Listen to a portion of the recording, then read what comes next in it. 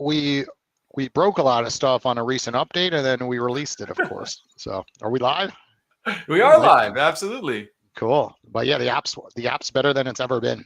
So we're excited for our next chapter. So when people download it, they have a good experience and really see the value in networking on demand. Instantly. It's They're in the car calling someone, and they don't got to just listen to music or a podcast now. They can literally just call another human being and connect and gain knowledge and collaborate. There's so many people collaborating right now through the platform, and it's just a matter of volume. The more calls you make, the more opportunities will you know fall into your lap. Right? It's that it's simple. awesome. I love it. I think it's fantastic what you've built. It gets people connected very, very fast and easy. Yeah. Especially for those who don't have distribution pipelines in place to Yeah. get them connected to people. Like, and you're in the dark trying to figure out, how do I find people who appreciate me and what I do? Like, it's a game Absolutely. changer. Al's huge. So Yeah, and super happy. entrepreneurship's lonely. 99% of business out there are small businesses, and most have one employee, and everyone goes out and does something, and they want to talk to other like-minded individuals. So Owl's a nice resource for them because they can go in there and chat and feel like they're part of a larger community and really see a variety of different experts to connect with. So if they're a podcast host, they could talk to other podcast hosts, see what they're up to. If they're a lawyer all by themselves, they could speak to other lawyers, but also marketing gurus, whoever it might be, that could really help them get to the next level in their business. You guys are doing an awesome job of creating community around it. I've seen that. That's how I got invited to it. Yeah. Big shout out to Connie Myers Yes. on the Kids for Kids. Amazing woman. I'm looking forward to seeing her scale and build that. But she was all about you and Al and what was there. So it was really cool to find this so early in the process of development and be like, whoa, like I've seen a lot of stuff, Jason. I've been an Yeah. entrepreneur. I've been a founder since I was 22, but my first company was a Y Combinator. Yeah. We had Paul Buchheit, the inventor of Gmail, Matt Cuss, the search director of Google. So I was 21 when I joined as a first sales rep there. So ever since then, that's 15 years now. I've been Yeah. looking at startups, seeing them come across my path, seeing what's there. And you got one of the wildest, coolest things of 2024, in my opinion. Thank you. But it's Yeah. hard, man. It's Oh, been it is. three plus years in the making, and I will say it was way Dude. harder than I ever imagined. And we're not really off the ground yet. We still have to get to second and third inning to survive because the mobile app space is so competitive. My 99% hope of is apps that fail. one day I'm quoted on this, and that's that entrepreneurship is not a process of one step forward, one step backwards, or 3 steps back, 2 steps. No. Entrepreneurship is like rock climbing, and Yeah. you are climbing and climbing. You might fall 2 inches, 2 feet, or 200 feet in the process. And you're going to eventually have those 200-foot falls in entrepreneurship. And when you hit, remember Joe Rogan way back in the day doing his Believe It or Not, Yeah. shows. And which one was it one? It was a Fear Factor show. And these people going on there who were skydivers and people who fell in their parachutes and all that. And almost every single one of them, when they were asked, are you going to do it again? What was their answer? I don't know the answer. They said, No yeah, way. they almost No all, way. I'm going No back. way. Yeah, that's my life. That's my passion. I'm Yeah. going for it, Well, And so entrepreneurship is no different, my friends. Those of you who are listening in, it is not an easy process to climb these mountains. So Jason, the way you've done it just blows me away, considering it's the first time. Like, it's just absolutely outstanding. So I'm going to quit doing the promo thing for you for a minute. What are the resources, 3 resources that you would recommend? Well, let's do 2. Owl is number 1. I can see that. Owl is a resource that people can use to expand their vision and grow what they're up to and grow their leadership. What are 2 more resources? I'm a podcast guy. I've never been into reading books. I know everyone will name their 3 favorite books and talking about how much they've learned from the books. I'm going to go out and I need to see it for myself. And when I listen to podcasts, I just love the authenticity when people tell their journey, their story, and really open up, right? Share the truths of what went on in their business. And then I pick up little tips from each podcast guest. And of course, I have my own podcast. And one of the best resources is your own guests themselves because they open up to you on the air, but also off the air.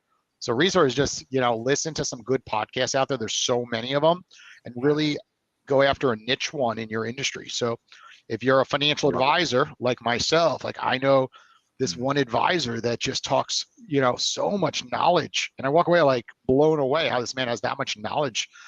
So go after a couple of niche ones, and then of course go after ones that are not niche ones, that are more outside your business. One that could be about AI, right? My buddy Mark Savant runs one on AI, and it's like everyone talks about AI, but it's like no one really is using as many things as is really out there because there's so many new technologies and you don't know where to start. But when you hear someone say, these are the 3 ones I use for my actual business, then you're like, okay, I'm going to try those 3, not just Chat GPT, right? So I think too many Absolutely. people like think of AI as just that, and there are so many. So Hmm. those tend to be like That's huge. my go-tos, of course.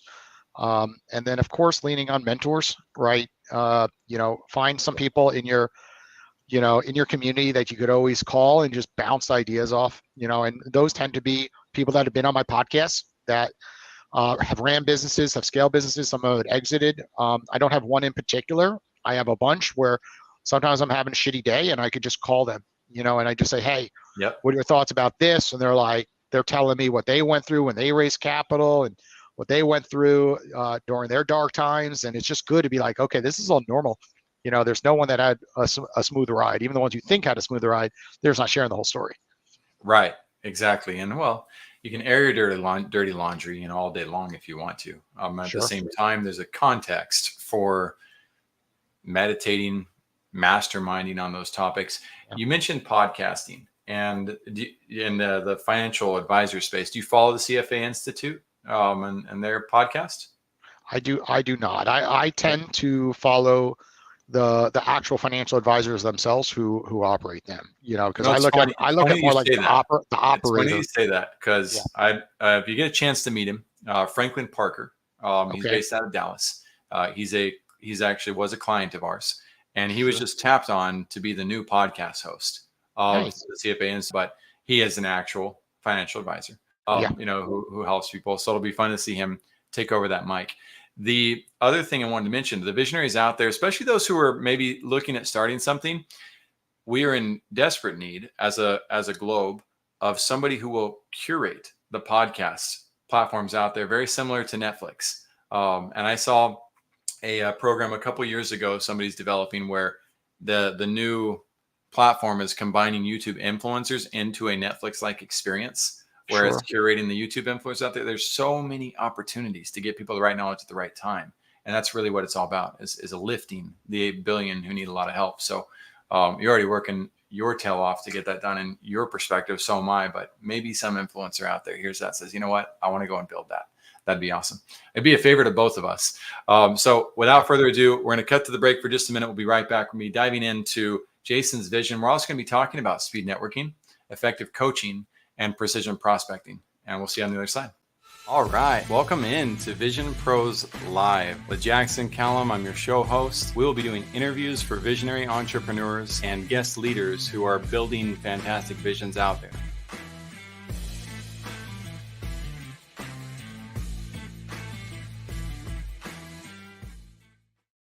Hey, what's up, everybody? Welcome into another show of Vision Pros Live. I'm your show host, Jackson Callum, founder and CEO of First Class Business, and I am jacked right now. Like, I'm super excited because this is one of those interview opportunities where the technology platform that's come out, I'm gonna spoil it. OWWLL, Owl, is on our show today, and this technology has the opportunity to change lives for people who are in that position where you don't know who to prospect next.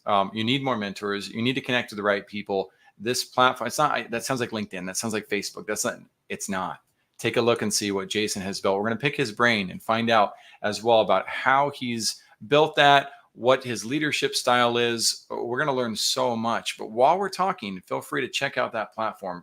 And no, he's not a sponsor of the show. He's a guest like anybody else. But I've spent enough time playing around with that and talking to people who've used it and looking to use it more myself, even though our distribution right now is massive. Like, I can hardly find time in my calendar to fit more in, but that platform has superpowers when it comes to networking.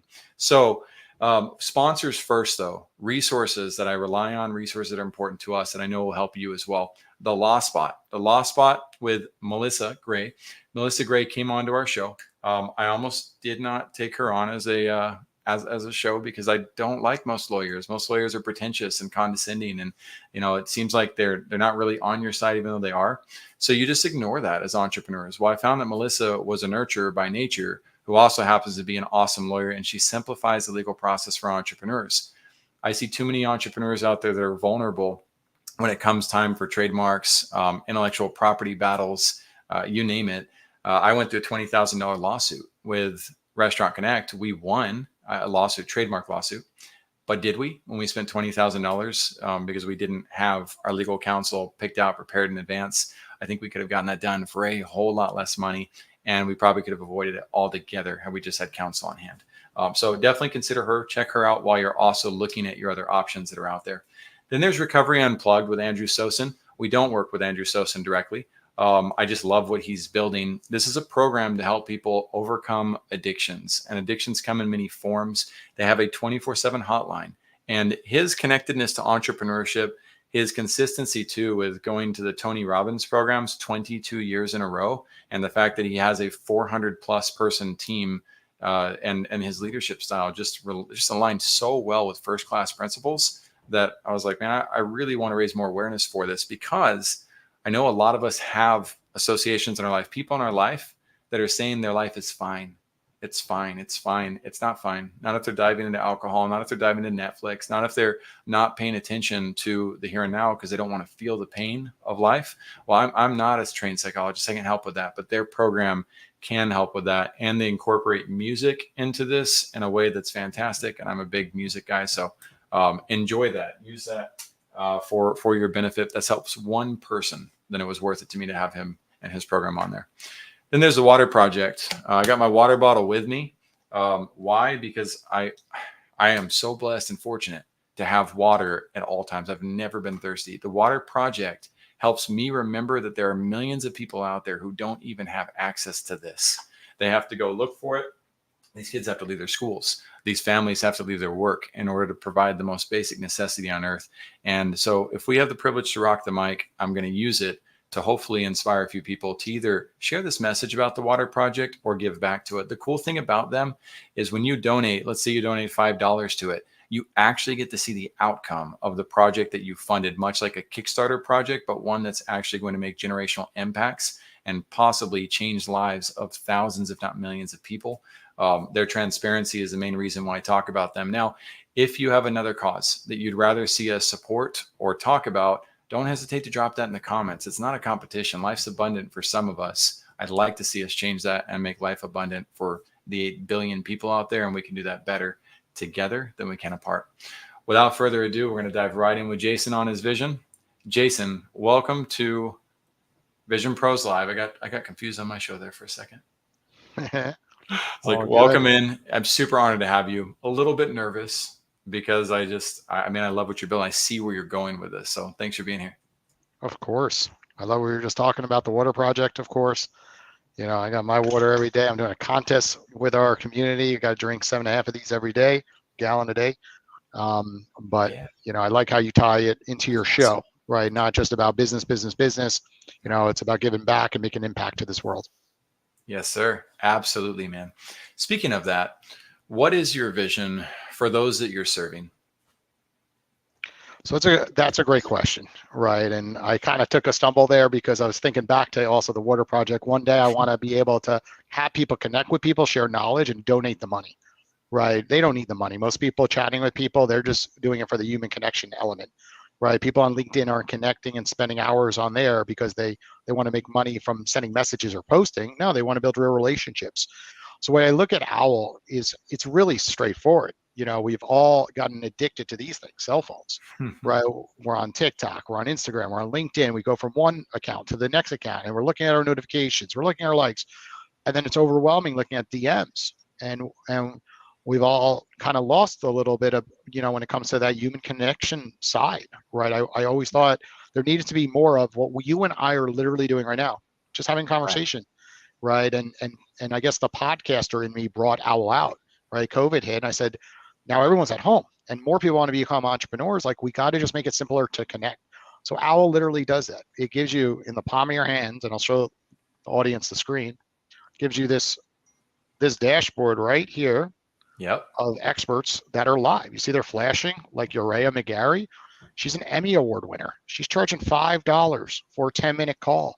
You could call her right now and build a relationship with Urea. So there's no other platform that allows you to instantly spend a few dollars and turn it into something, right?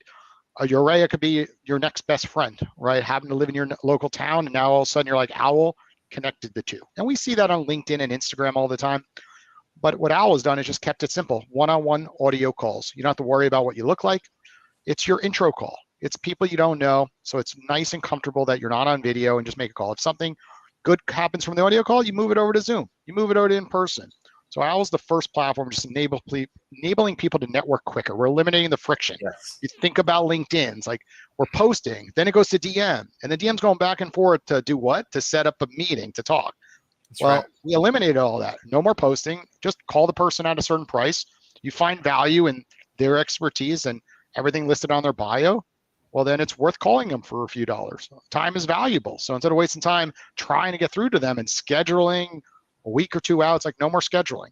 If I'm driving in the car at 8 in the morning, you are as well, and we're both commuting, I see you available. I'm like, hey, this is a great individual to connect with. It doesn't matter about the money element, really. It's just saying, hey, he's available, I'm available. So it's created that. It's also taking the awkwardness out, right? The awkwardness of like, I don't know if I could call a friend. Well, now you can. They said, call me. They set themselves available to take calls. And that's what the flashing live represents, that they put a timer that says, call me for a certain time period. So it's really that easy. Call someone. It's amazing how much you can accomplish when you're effective with 5 to 10 minutes of time as well. The traditional idea of we have to meet for 30 minutes or 60 minutes and beyond. Now, I don't want to hit that too. I'm actually going to clap back at myself on that too, though, because there's a difference between executive strategy where you need 90 plus minutes to dive in and build something. Yes. But when it comes to interviewing people and getting to know people from the start and saying hi and determining, is it worth it for us to have a relationship? Not because you're bad or I'm bad or but Sure. Is it effective for this time of my life when I'm a single father of 4 and I've got a lot of other people to spend time with? It's important to have that speed. And so your program, again, I'm going way promo here, but like it effectively encourages me to not waste time. Correct. By doing that. And I love that. What's your vision for you? Let's step outside of the program a little bit. Let's step outside of not necessarily helping others, but what do you see for yourself on the horizon? I really hope to impact millions of people with this platform. I had no need in the world to create it. Being in the financial service space, we all know that if you make it 15, 20 years in that industry, typically you're having success. Yes, there's a few people that keep going and shouldn't be in the industry. And we're talking a financial advisor who deals directly with clients, right? Not on the back end on salary. I own my own business and I serve to a big chunk of clients, close to 200. And, when COVID hit, it just was my aha moment in life. I saved up a lot of money. I did what I told my clients to do, put money in retirement accounts, save for a home, bought real estate on the investment property side, and everything was going directly as planned. I've always taken risks. I moved from New York to Florida to create my practice in South Florida. So that was a big transition that happened in 2017 when less people were shifting to remote environments. Like back then, there wasn't much Zoom. I had to tell people, hey, why don't we jump on a computer and I could share my screen. Like people in their 60s and 70s don't really, know how to do that, or then didn't know how to do it. Now they know how to do it. So, I was always entrepreneurial because I believed in myself that I could train my clients how to do it and spend a little extra time showing them how to use a computer properly to jump on a Zoom. And I just said to myself, I was like, there's more to life than just my chunk of clients that I'm doing good things for and making their lives a little bit better, right? Because we're talking people that are already successful, right? People that are in their 60s or 70s usually, and you're making their life better and they really love me, but, I want to make bigger impact, right? And, I decided to go all in. People thought I was absolutely nuts. They're like, Jason, like 99% of mobile apps fail. And newsflash, marketplaces, like good luck. Everyone who tries to create a marketplace, those things fail too. And you need a lot of money because marketplaces and mobile apps are very expensive. So whatever bill you think you're going to spend, expect 4 to 5 times the amount and expect it never to stop, because the second you build the app, you think you know what you're doing and the developers are telling you what you think. Then the real people come in and tell you what they really want. You get feedback. And Right. that happened. Thankfully, I had mentors that told me the truth. You had good mentors. And I That's didn't some get good advice. because a lot of times you work with the developers who sell you, oh yeah, yours going to be the next Instagram and TikTok. And we all know that's not true. Like you look down at your phone, almost every app that you use is like a department store, like Walmart, Target, or Amazon, where it's like Starbucks, Dunkin' Donuts. But when you look at like how many apps you use that are actually the company, it's usually Instagram, TikTok, Twitter, right? It's the main brands. Yeah. So you're fighting a war to get on that home screen and fighting a war to get them to check it daily. So, I knew I was going uphill, but I felt it was the right time. I'm 40 years old. Awesome. And I felt with all my contacts through the Shrimp Tank podcast that I run, I've had the opportunity to interview close to now 350 podcasts between the Owl Show and the Shrimp Tank. And we're talking top CEOs like CEO Celsius, right? Who had the same, percentage going against them. 99% of beverages go against that brand, and they made it, right? CEO Tint World, Stretch Zone, Bolé, BurgerFi. So I kept witnessing all these entrepreneurs do it. And I said to myself, I'm doing the same or more lots of times. When I look at how I operate my business, I was like, if they could do it, I could do it. Yeah. And I just went for it. It was that day I decided let's have some fun and build this app on paper. And then really hard to make the decision. Once it says it's going to be a few $100,000 to start this app, start it. It's going to take about 8 months to build at least. And then after that, it's going to be very expensive. We're talking in the teens or above the teens to continue it.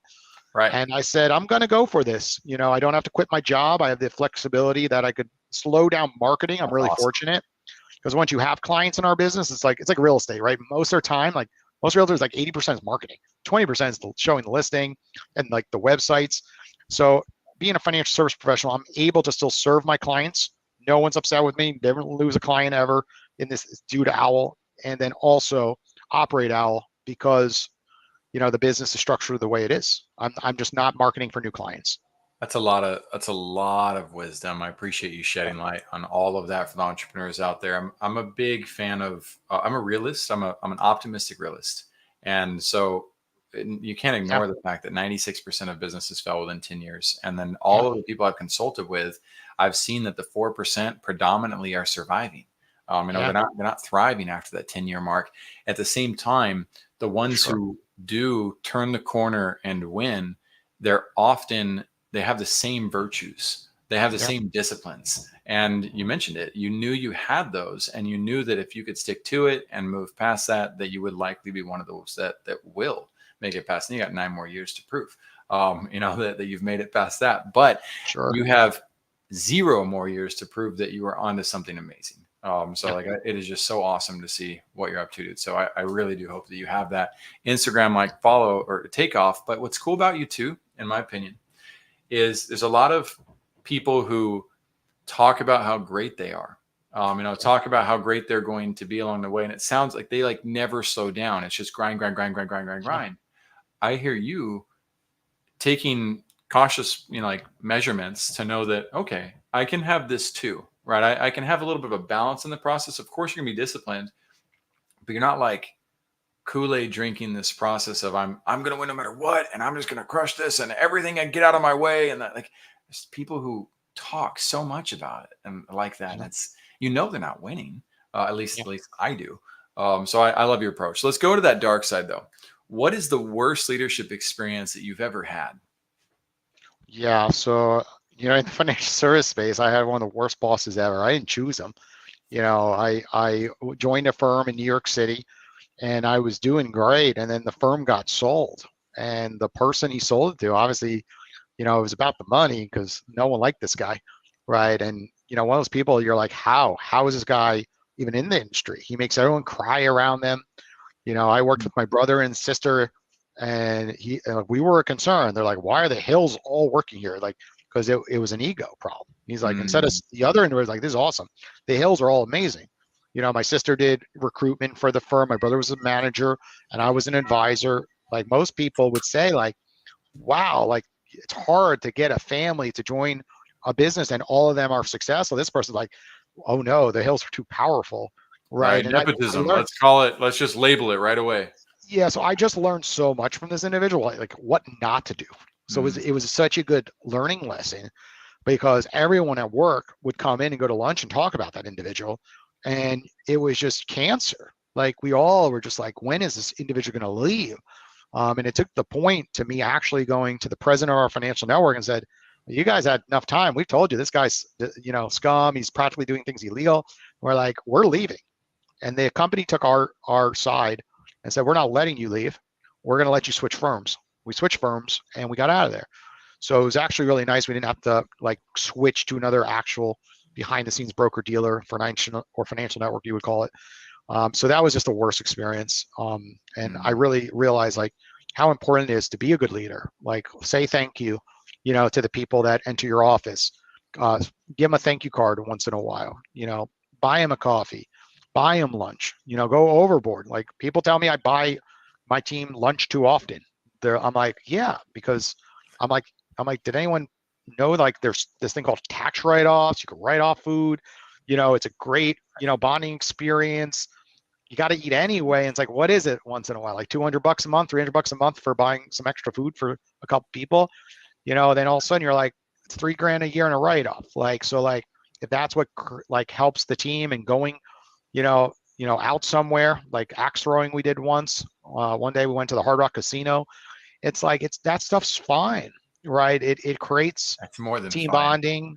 And it also, really, help makes your team do things when you're in need, right? Where it's not about the money, where they'll do something at 9:00 at night because something went wrong. And they're not sitting there like, oh, it's a 9 to 5, right? People on my team are like, it's okay. Like I can text them at 9:00 at night, say, hey, I really need something done real quick. It doesn't happen often. I want to make sure like I'm not overstepping. They have boundaries, but I've learned so much from bad leaders over time.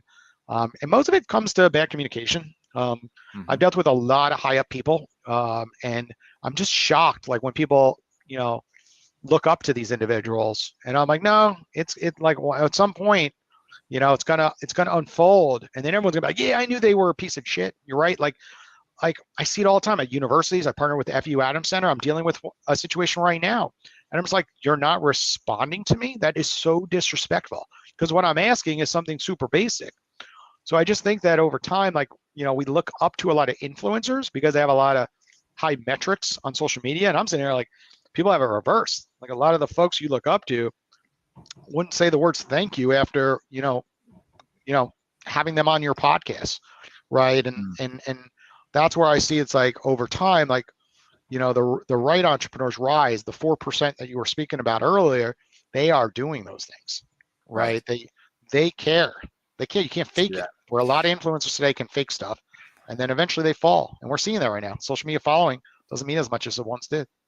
It took me far too many years. I had to learn a lot of bad leadership stuff along the way. I guess I have to admit, I'm pretty dense because it took me 15 years in this stuff to finally, it was probably 13 when it dawned on me. I was like, you know what?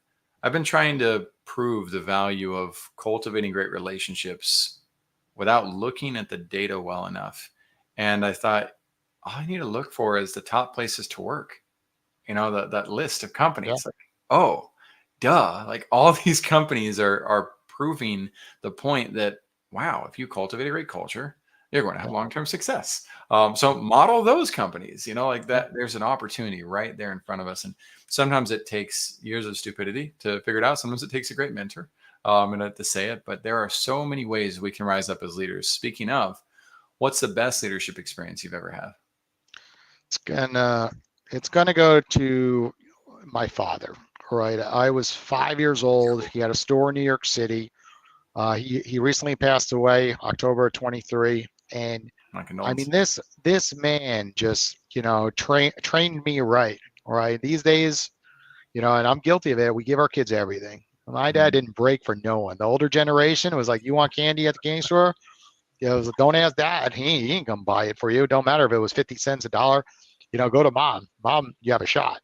And he would bring me to his store in New York City and just, teach me about taxes. He's like, you're going to stand behind the counter and sell and then ring up the cash register. And I learned about money through him. And then he would bring me to garage sales and flea markets. And it still is my favorite quote. You'll see it, populated throughout the internet here. And I think it's up on my Instagram story. You go, you get. Which is the same thing with networking. Like you call someone, something's going to occur after that. There's a lot of variations of you go, you get. But it's really a simple quote. And my dad would just bring me places. I literally witnessed this man go from meeting an individual to like, somehow we're at like, a ice hockey New York Ranger game or Madison Square Garden for the New York Nets. I'm like, how did he just get us tickets? Like in an hour ago, we weren't going. Now we are. And I just witnessed it was just through communicating and just caring about asking the right questions and just, chatting with someone. And I just, we got so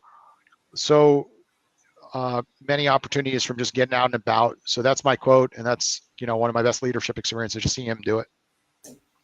I love that. One, being able to honor family, and have that family relationship as a testimony too, of the strength of parenting. We all have the opportunity to be like that for our kids, the ones of us who are parents.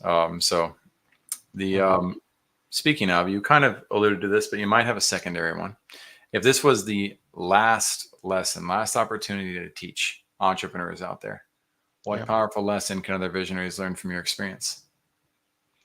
It just speak to many people. It kind of relates to you go, you get, because I think we watch a lot of individuals that are super successful, out there, and they say learn how to say no, but they're in a different position. So too many people take that too literally, right? Once you get very busy, like I'm in that seat right now. We have over 50 brand ambassadors with the Owl brand. We have, thousands of downloads, and we get emails, and then I run financial service business, 2 podcasts. I have to learn to say no and not overcommit and stay in my lane and stay focused.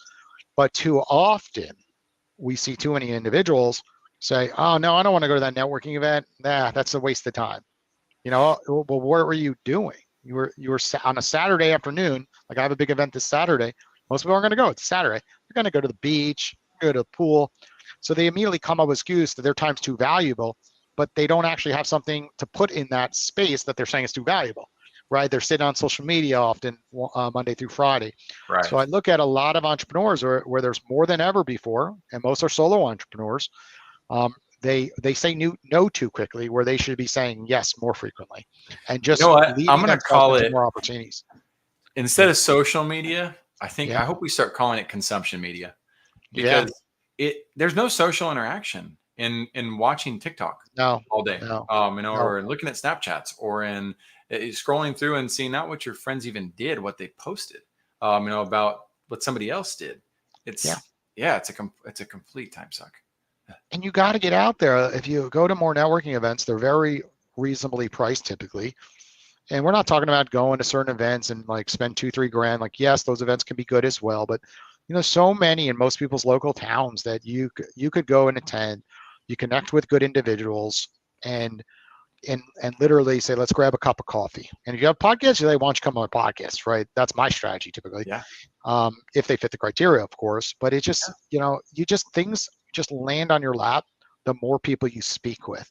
Because if you really have a business that has a good mission tied to it, like how is it not going to fall in your lap? If you're a PR firm, you get out there, right? You talk to people and you're genuine. People are like, they don't care that you're not maybe a 100-person PR firm. Maybe they want the 1-person PR firm because you're paying attention to that individual. So I look at like every business. It's like, don't always worry about your competition. People want to work with other humans, right? Yeah, and I outsource so many things to my business, and I work with small teams down to 1 person, down to the person on Fiverr, all the way over to big brands like Building Owl. There's a brand behind Owl that has 200 employees, right? So it's okay, to be a little scattered with the people you work with, and just go out and talk. But if you always have the excuse like I'm too busy, maybe try me next month. It's like bullshit. You're not too busy. We all can find a certain amount of time if you found value in this relationship. You found value. And that's where a lot of people hide. They hide from admitting why they don't see it, and they don't know the right questions to ask. Thomas Keenan, and I shout out to him. We did a pre-show today, and I brought up the opportunity to say no. It's amazing to me how the balancing forces of the universe, I call it God, realigns us. It helps Sure. us see, like, because now you come on, you talk about Nazi note. I'm like, okay, great. There's a balance here because, yes, I'm a big fan of opportunity and abundance. And in the context of what I was sharing was, if you're struggling to hire the right people and struggling to find the right entities to work with, then learning to say no so that you don't buy everything that comes in front of you is perfectly fine. But you have to be talking to somebody to say no, right? At Yes. least in the context of networking. And so learning to say no in a networking environment is very different than saying no to opportunity itself. Correct. Now, a So lot of people can't see around the corner, right? correct. That's another issue, right? So it's almost like what you're speaking about. It's like there's different lanes and we're generalizing everything too much.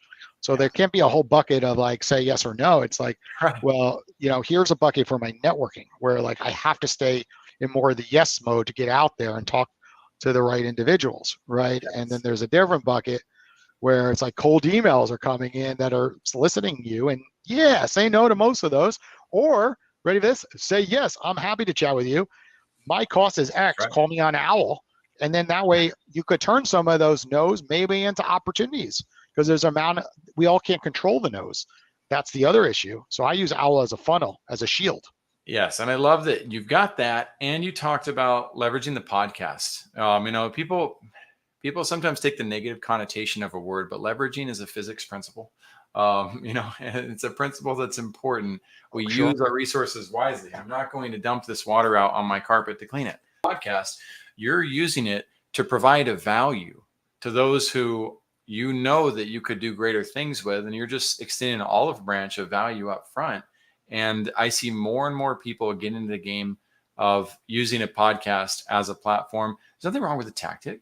There's nothing wrong with Yeah. the strategy. It's how we go about using it as leaders. So the Shrimp Tank is the pod. Is it the shrimptank.com? Yeah, shrimptankpodcast.com. It's a franchise that came out back in 2014, Okay. before podcasting was as big as it is today. And it started in Atlanta, and then I bought into the franchise uh, back in 2017. And then the objective of the show would be to interview entrepreneurs and partner with a university. So throughout the United States, many of these shows have partnered with universities, and it's designed where street smarts and book smarts collide. So it's been a Awesome. really cool opportunity to interview people at the College of Business with FU professors, so they kind of get the street smarts and the book smarts simultaneously. And we've had close to 300 episodes now, which is really cool. And we've taken it to the next level. We now have a student entrepreneurship class that sits in on the show each week, so they get to really get real entrepreneurs coming through the university, and the students really are seeing it live, not just on TikTok. Yeah, Right? absolutely. I'm going to shift gears fast with you over to Owl as well. Mm-hmm. And I'd love to talk about, we talked about speed networking. We're going to talk a little about coaching as well. But walk me through a little bit about Owl. Somebody who's brand new, getting started today. What's that experience look like? Yeah, so they land on that homepage, the screen that you're seeing there. Now we haven't updated the home screen, just not the website yet. And very simple. There's different categories. So let's say your goal, I'll say in 2024, is to get on 30 more podcasts. Right off the bat, we have a podcast category. Look at the different podcasters, and if some of them are available to speak with, literally just start calling them and then ask them what the criteria is to get on their podcasts and land yourself some opportunities to get on their shows. And the next thing is a lot of those individuals will not be available to speak with. So you follow them. And what happens is when you follow them and they make themselves available, and this is the secret sauce, right?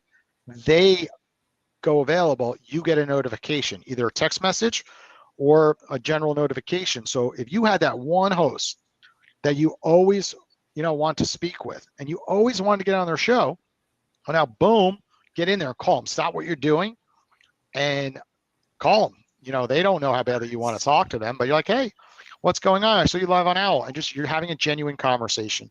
And we do have one other feature. You could request someone make themselves available by clicking a button, and then that expert gets a text message alert that that person has enough money in their digital wallet on Owl to cover the call costs. The reason why that's important is, let's say an expert out there is charging $10,000 for 10 minutes, someone uber successful, right? Well, now they know that if they get a text message, there's a platter waiting with them for 10 grand. They know it's a very serious inquiry because other people can't click the button. They would have to get 10 grand into the Owl platform via credit card. So we see a lot of That's things awesome. occurring on Wow. Owl, and I'll bring up your friend that introduced us, Connie, right? Connie literally joined Owl over a year and a half ago, and when she created her board of advisors, she literally one by one plucked them from Owl. I think 3/4 of the people that are part of her board and different subgroups came from Owl, and it's really cool to see that all just started with quick one-on-one phone conversations, and then we all know Connie's a sweetheart, She right? is. She's so genuine, Too and sweet. when she asked, like, "Hey, do you want to be involved?" In this nonprofit, everyone's like, "Sure, Connie, whatever you say, we're in because we believe in you." Her mission could have been 10 different things. She would have the same size board and committees. Yep. So she leveraged the platform for her nonprofit, and she also leverages it to call people like the CEO Grant Watch is on there, right? So she wants to get a grant. So now she's looking for grants out there, and then there's grant writers on there as well. So we use Connie as an example. She's able to network with people, gain knowledge from people, and you could do with Owl what you want, right? If you only want to use it to get knowledge, do that. If you want to do it to get clients, go for it. If you're a financial advisor, call people, tell them what you do, and potentially one of those people are like, "Hey, I want to, consider working with you." You'll move it over to Zoom. You're not held to an actual conversation directly on Owl. Yep. It's a lot of introduction calls. And the best part about Owl is there's boundaries around these calls. So they start with 10 minutes, and then you could request more time. But, if you're the expert or the outbound caller, like, you're not feeling it, 10 minutes of your time and it's over, and people leave reviews. So that's the sweetest thing, because now all of a sudden, if somebody just called you and was soliciting you, you write that, "Hey, this individual called me, wouldn't shut up about X, Y, or Z." So that way you're helping the next person, because that's the problem with social media right now. When you look at LinkedIn, there's so many people who massively spam everybody using all these AI tools out there. And what ends up happening is you set up meeting, the meeting goes the wrong direction, and then you're like, "I wish I didn't take that meeting, but it looks so good on the front end." But there's no way to tell the future people, "Don't do it. Don't take a meeting," because it's a law of large numbers. Anyone could massively connect with people, message people, comment, hire people to do all that, of course, and just literally get meetings every single day in their schedule through LinkedIn. Same with Instagram, right? So Owl prevents those types of individuals. So it's shining a light on the right people like Connie, and it's also making sure those other solicitors, you stay away, because they're not going to succeed, because you got to talk to people. You got to be a human. It's amazing how many guardrails that you have in there that actually make the coaching and the prospecting process so much more effective and precise, right? Those are intangibles that you're basically giving away, which is fantastic because people still have so much formula to figure out in terms of growth and business and how to win. And it's like, let's eliminate as many of the abstract challenges as possible. Connie, I will also continue to double down on that example. When I met Connie and we started to talk after the podcast and she wanted some help with growth, she's telling me she's got these 30 plus board advisors. She's at over, I think it was 36. Well, we had a very, very strong coaching session right then and there, because I said, "Connie, you have 36 people. Like, is anybody putting their money where their mouth is? Like, has anybody actually supported you and helped you on the growth?" And, I'm not going to reveal the full answer on that, but I did release a podcast for the Power Take, our business news, where I showcased our role play and training on how to talk to people about becoming founding members and investing in what you're doing. Because she doesn't need 36, wise asses. She needs some people to say, "You know what? I'm going to invest in this process, or I'm going to help you move the needle, or I'm going to contribute through X, Y, or Z actions." It doesn't have to be financial. But learning to move beyond that is very hard to do when you also have to figure out all the other things that you mentioned that Owl's eliminated. So it's really, there's a lot of genius there. Question for these, so Ed Sheeran, let's say he's on the platform, right? And he's able to charge that amount of money. Well, does the app yet have the ability for Ed Sheeran to do a 1-to-many or 1-to-a-couple? We stayed away from that for a reason. Okay. Our technology can be built. We'd have to redo some screens, of course. Yep. But you have Clubhouse out there, right? That when we were building Owl, had the groups. You also, have LinkedIn Audio now. You have X/Twitter. They have their space as well. Mm-hmm. So we kind of want to stay away from the group audio and way to not take the bait. I'm staying in our lane. Everyone's like, love why don't you turn on video? Same reason. I think that it's a safer platform, one-on-one audio. Second, you turn on video, something gets shown that shouldn't be shown, then all of a sudden we got a liability on our hands. Yep. And also, a lot of people like, because it's instant calls, you don't know who's calling you. So it would be a little strange if all of a sudden a video popped up and like, oh my God, wasn't ready for that, right? Or not what you're expecting on the other end. I think one day we might get to video, because if you look at the trades, certain professionals like plumbers, like how cool would it be? And there is a company out there that does this too. So again, there's already competition. Like, just show a video of the plumber and he's looking at your toilet, telling you like, hey, this is what's wrong with your toilet, so you don't have to have someone come out to your home. So yeah, there's potential to create video where we allow the expert to turn on video or audio when they make themselves available and give them that idea. But right now, like, we're not big enough to make those big changes. We want to stay directly in our name, one-on-one audio, keep it simple. There's so much complexity under the hood already. We do not want to add more complexity for the size right now of our platform. When we scale, we have more developers, then we could start going into different lanes. But we see most brands, when they start trying to do too many things, it just, people end up not doing the primary one as much, and it all falls apart. So I'm just always been sticking to one-on-one audio. Very simple. I love it. Also, Minimum viable product. For those who don't know, MVP products are all about keeping it simple, keeping it focused. And I would add the MNC. For those of you who haven't heard that, minimum necessary change for maximum possible result. Minimum necessary changes. That's what I hear Jason doing. It is what I've seen so many entrepreneurs that have succeeded do well.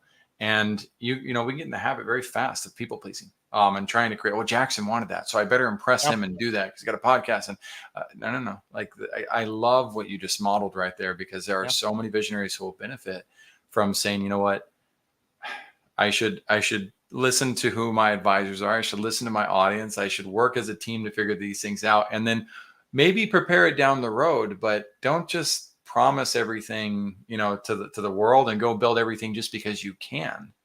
That's where the nose comes in. See, that's where the nose. I'm big on the nose for that stuff, because how many people have said, "Why don't you build international?" I'm like, slow down. Like, you open up the world internationally, you got money scams then hitting you. Yes, you do. You have different country laws that come back to haunt you. I'm like, we got to improve this model in the United States market first before we get out ahead of ourselves. Love it. And then too often you get so much feedback with the mobile app.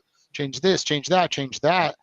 And we all know it's like, what's really going to be the driver is the core. The core is one-on-one audio calls. What's so we're not worried about building all these crazy features until the core is fixed, which is actually the start of our show. I said, how's Owl doing right now? It's like, the core's been fixed. Core is working so good, better than ever. Our missed call rate plummeted down 50%. And it's just like the calls, everyone's like, oh my God, these calls, the quality are so much better. People are picking up all the time now, and it's just working. So now we're like, we got the core fixed. Now we go back to marketing. Absolutely. I learned a super powerful truth in one of the best leadership books that's out there. It's called Tribal Leadership. And in it, they said, when you hit your vision statement, your team and those around you will argue with it. And there's a context to that, of course. They'll want to change it just a little bit. They want it to, they're going to want to perfect it, especially your strategic partners. And they talk about the difference between being in harmony, and aligning. I can't remember the word they used about being on the same page versus alignment. And alignment is more like harmony, where you've got two different notes. And that's what you want with people, is the alignment, not the exact same thing. And so, in other words, when people are giving you suggestions on your software or on your vision, and they want to make changes to it, it's because they want to belong. It shows that you are on the right track. And oftentimes, you give a kid too much cake, kid gets sick. Right. So be very strategic about the changes that you make. Again, thank you for leading the way, Jason, on building your app the way that you've done it. Just giving us a roadmap too of the recipe, the process, the blueprints, the strategies. So much was shared here today. Those of you listening in right now, if you go below on the landing page and you see on the action steps, we'll have the action steps on there so you can get started with Alice. You can go check out the podcast and other resources that Jason wants to include in that. We'll, of course, put them on there. The other call to action apart from that is in the top right corner. It says, be our guest. If you have a vision, even if your app is not crushing it right now and changing the entire world here in 2024, maybe you've got a vision that is more central to your hometown and it's helping others and it's holistic. Be our guest, apply, come and share that with us. We want to showcase more leadership principles. And I'm always learning in these too. So never feel like you're too small. And I hope you never feel like you're too great for this podcast as well. And we will see you on the next episode. Jason, thank you for your time today. This was amazing. Yeah, thanks for having me. I always enjoy sharing knowledge, giving tips about my journey, where it is currently and where it's headed, of course. I'll see you on now. Take care, everybody. Bye-bye. Cool. Thank you for being here today. I'm really happy that you tuned in to Vision Pros Live. I'm looking forward to seeing your reactions as these episodes continue to move forward. This is going to get more and more fun. We'll have more and more engagement as well. We'll invite people to participate in the show. And thank you for giving us your time and attention.